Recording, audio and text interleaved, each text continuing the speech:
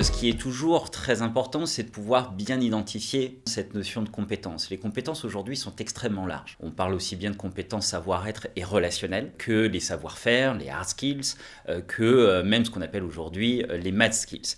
Et ce qui est intéressant, c'est surtout de se dire que ce champ de compétences est aujourd'hui extrêmement large. Et des compétences, on utilise à chaque instant. Ce qui est le plus recherché aujourd'hui, c'est les compétences savoir-être et relationnelles. C'est surtout quelles sont les qualités que j'ai notamment qui vont permettre de m'adapter à tout type de situation et qui vont permettre d'adapter aussi bien mes connaissances que mes savoir-faire à n'importe quel type d'environnement.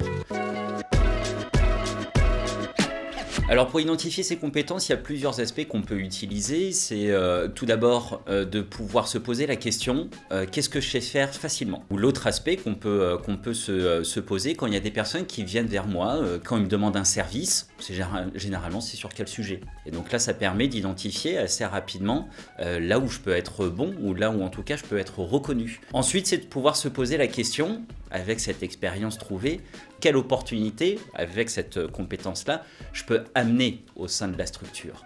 Et ça permet de trouver des arguments très précis et qui vont faire mouche, entre guillemets, pour l'employeur. Aujourd'hui, le spectre des compétences savoir-être est extrêmement large. On parle même aujourd'hui de compétences émotionnelles. On parle par exemple, l'optimisme ou la gratitude sont reconnus comme aujourd'hui étant des compétences à part entière. Toutes les qualités que l'on peut avoir peuvent être des compétences. Mais le plus important, encore une fois, c'est à chaque fois de pouvoir les légitimer en les prouvant avec des exemples très concrets des situations. Mais ce qui est intéressant aujourd'hui, c'est que ces situations, elles peuvent être d'ordre professionnel ou personnel. Parce que ce qui est recherché, c'est surtout la capacité à argumenter l'ensemble des éléments qu'on avance. Et c'est cette argumentation qui va permettre de faire la différence, notamment durant un entretien. Et ce qui va être très important, c'est surtout de montrer comment ces compétences-là peuvent être des opportunités pour l'employeur. Quel changement concret ça va apporter à l'employeur dans sa vie de tous les jours. Alors concrètement, comment on peut faire ? Premier point, c'est d'identifier une activité qu'on aime faire au quotidien. Donc on prend n'importe quel exemple, j'aime faire du foot, par exemple entre amis, même le week-end. Ok. Deuxième aspect, j'identifie les qualités qui sont derrière.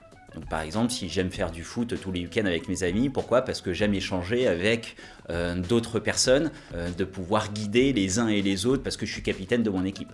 Okay. Donc une des qualités qu'il y a derrière, ça va être notamment le fait de pouvoir faciliter la création d'une relation avec d'autres personnes. Cet aspect-là, cette qualité, je lui donne un exemple très concret, mais qui est complètement différent de l'activité initiale. Ça me rappelle que j'avais un contrat saisonnier il y a quelques temps et puis j'ai réussi à m'intégrer dans l'équipe extrêmement rapidement et les contacts que j'ai pu créer avec ces personnes-là, aujourd'hui je les vois encore. Ensuite, de toutes ces informations-là, j'essaye d'en dégager aussi d'autres compétences. Je vais pouvoir évoquer le fait que je suis curieux des autres. Parce que j'ai échangé rapidement avec les autres personnes et je m'intéressais en fait à ce qu'elles faisaient. Ok, donc je vais prendre cette qualité-là aussi de curiosité. Donc ça permet de voir que déjà, juste en évoquant une activité que j'aime faire du quotidien, ça me permet d'identifier plusieurs compétences bien précises. Et la dernière étape, c'est d'identifier du coup ce que ça peut amener à un employeur potentiel. Donc si on prend la curiosité, c'est de se poser la question en quoi la curiosité va être une opportunité pour un employeur potentiel.